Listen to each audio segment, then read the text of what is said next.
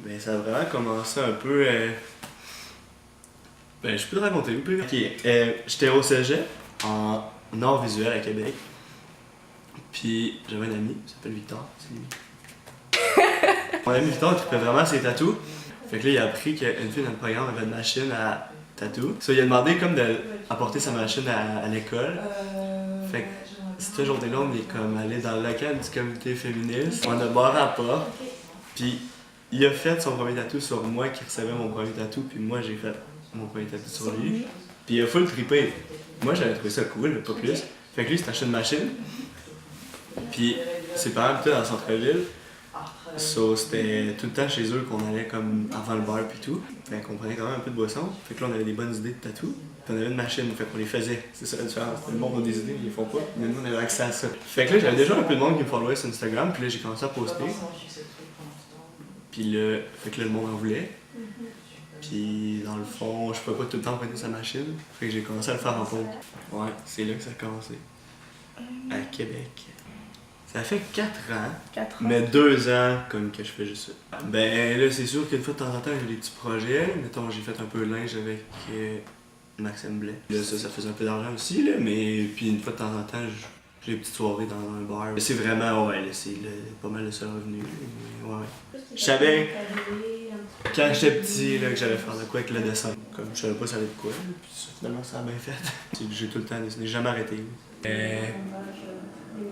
C'est comme tout le temps, mettons, à moi de me motiver, mettons. Si je rentre pas, ça n'a aucune répercussion sur moi, mettons. Fait qu'il y a personne qui est là pour me pousser. Pas tôt, mais pas tard non plus. Okay. Là. Mettons, je dois me lever vers 9h. Là, j'aime full ça ce que je fais, mais les matins, je fais d'autres choses. Mais tu sais, j'ai pas d'horaire. Je viens quand je veux. J'ai la clé, je tatoue qu'est-ce que je veux, puis je tatoue qui je veux. Il y a personne qui me dit quoi faire, mais je donne de l'argent pour ça. Ok. Mais c'est cool là. J'ai aucune contrainte dans le fond là. Si je veux pas rentrer pendant 2 semaines, je peux. C'est vraiment mon propre boss. Si je veux aller une semaine tatouer maintenant à Québec, vu que j'ai commencé là, j'ai beaucoup de clients. Fait que de temps en temps j'y vais. Ouais, mais oui, j'ai refusé plein de tatous d'en face. Ok. Mais oui, mettons, c'est rare que je vais te faire ton premier tatou d'en face, mettons. Oui, c'est sûr que je te ferai pas ton tatou d'en face si t'as pas de tatoueur.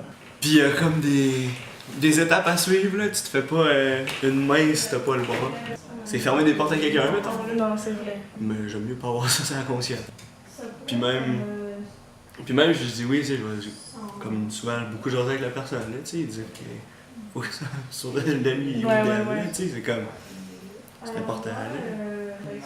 J'ai plein d'amis tatoués d'en face, mon coloc, il y a plein de tatoués d'en face. À chaque matin, je vois plein de tatoués d'une face. Ouais. Puis que, tu sais, c'est rendu accessible, là, dans les vidéos, tous les artistes ont des tatoués d'en face. Puis tu sais, pour nous, mettons, la génération plus normale, je sais pas, dès que je vais, mettons, même à Québec, là, c'est moins. Quand je vais dans ma famille, ah, ton coloc, il y a des tatoués d'en face, même, mettons, ma tante ou ma grand-mère, genre, c'est comme, ok, c'est bon. Je pense que bien visible, je vais me limiter aux mains, là.